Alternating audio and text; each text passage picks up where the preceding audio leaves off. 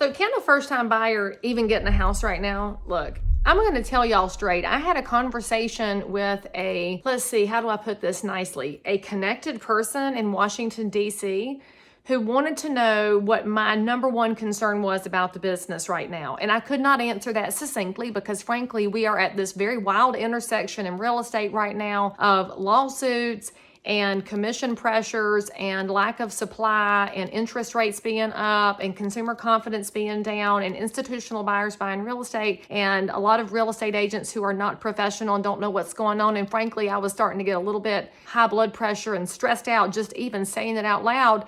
And she said, I really just thought there was nothing for people to buy and they couldn't afford anything. And so I then had to explain to her that there is no national real estate market. So first of all, whoever you are watching this right now, let's be very clear. There is no national real estate market. The real estate market is going to be very, very dialed into where you are. So your zip code may operate differently than the one I am in right now. And the one I am in right now operates differently than the one right beside it. And the national news media is coming out of the Acela corridor, which is going to be that DC, New York City kind of crowd, and the Bay Area, which is the tech crowd, which leaves out, most of the country. And so when you hear drivel like that, turn it off and call your local realtor, because here's what I would tell you.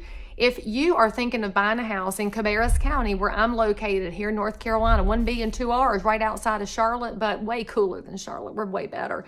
So when I look at my area, if I've got somebody who's got a W-2 job, they've got a salary job, and it could be even in an area like a first responder kind of space, police, fire, emergency. It could be somebody who is doing public education, so our school teachers, or somebody in healthcare, a nurse, a CNA. You've got all of these folks that are working really good jobs, and they may think they can't buy. And so when you call me, I'll say, great, here's the average price point is hovering around $300,000. That's actually a little below the average, but I love helping people stay within their budgets and not shoot them up. And so with $300,000, you can get a conventional loan. So if you don't want to do a government-backed loan, FHA, VA, those have wonderful benefits for specific groups. The veterans loan, a great option.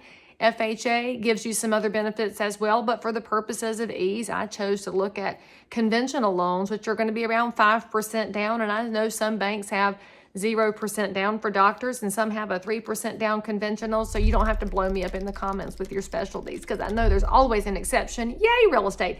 So for taking that traditional conventional loan backed by a regular bank, backed by Fannie and Freddie, that's 5% down, right? And so a $300,000 house with 5% down, go ahead, math geniuses, 15 grand.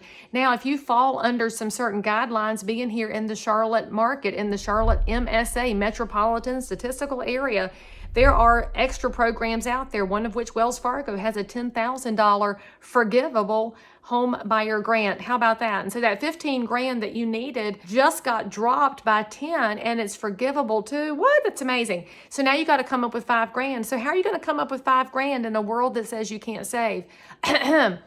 I've been in coffee shops before. Did y'all know that? And do you know what most people are spending on coffee? Because they're not buying a cup of coffee. They're not buying granddaddy's stuff that you get at the gas station. I've seen it.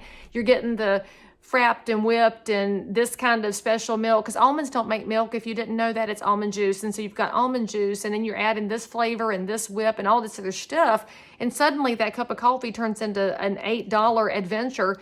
Well, if you realize that if you're spending $8 a day, it might take you 2 years to get your 5 grand, okay? So there's a bunch of memers and TikTok kind of people who like to fuss about how you shouldn't give up your coffee to buy a house. I think you could buy Folgers if you needed to. So let's take that $8 a day, and let's just don't do it for 2 years, but for a year you save it up. Well, you're going to have a couple grand, right? How about that? And if you say I only go 5 days a week instead of 7, you're still going to have a couple of grand. So let's talk about where else your money tends to go as it sieves through your fingers like sands through the hourglass. So are the days of our lives. You've got to think about when you go out with your friends and maybe you're having an adult beverage. Well, adult beverages are not $1 highball anymore. There's happy hours. Well, they don't exist in North Carolina. It's a different discussion for a different day, but you've got happy hours that involve you going out to get a cocktail that you're spending $15 on because it was done by a mixologist In my day as a bartender, once upon a time, back in the highlight of my life being a bartender, I had a little Rolodex, and a fancy drink was a fuzzy navel. It was not a fancy little muddled and fancy big giant chunk of ice thing. $15 for a cocktail. So let's just realize maybe you gave up your $8 mocha whip frap and you went to the mixologist drink. You're going to get to your $5,000 inside of a year if you give those up. Now let's talk about where else your money sneaks out of your hands. Do you really want me to have to tell you? Do you know? Do you remember what happened about a couple of weeks ago? Amazon had Prime Days. You know you did. And you filled your cart up and you bought a bunch of stuff you didn't need. Maybe it was gifts for people you don't like, or maybe it was a splurge for yourself and you forgot that you ordered it until the box showed up on the step. How much of that $5,000 that you needed for that down payment has gone to Jeff Bezos and Amazon? Listen, you can buy, but it's going to take discipline. It's going to take some sacrifice. Now, I am kind of joking with you that I don't think it's a sacrifice to give up your high-priced coffee, but for you it may be. Still make it. And for you, you may be a teetotaler and you're not drinking anymore. Okay, great. Give something else up. Give up the Target trips, the Walmart trips, whatever it is that becomes a sieve to you.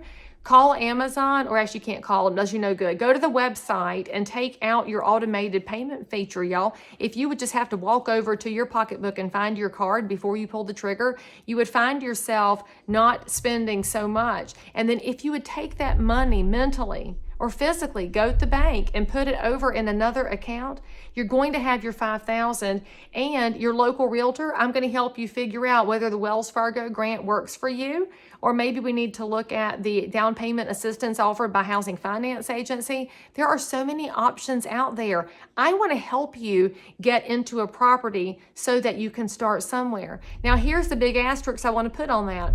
When you call me and you say, let's make this happen, I'm going to give you some really hard counsel. I can't do it for you. You're going to have to do the work.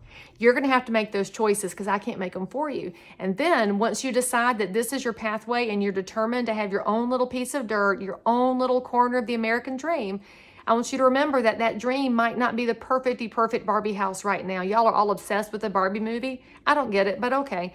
The reality is it might not be the Taj Mahal. It might have popcorn ceilings and laminate counters and just not be your favorite property ever. The goal here, though, is to get started on building that real estate empire. You don't start with the top of the line. You start with the bottom rung, and then you work your way to something better. That's what makes things amazing. Your pride will build, your sense of achievement will build, and you'll find yourself not just a property owner, but you'll find yourself in a whole different position 20 years from now, all because you made what seemed like a sacrifice now, and later on you're going to look back and say that was a nothing burger, should have done it earlier. So listen to me and the rest of the old guard. We should have been buying real estate sooner. So why don't you start just a little bit sooner, which could be today. Call me. If you don't live in my Cabarrus County, Charlotte area, I got a friend. Call me anyway. I'll tell you who to call and we'll get you connected, because the most important step is the one you take right now.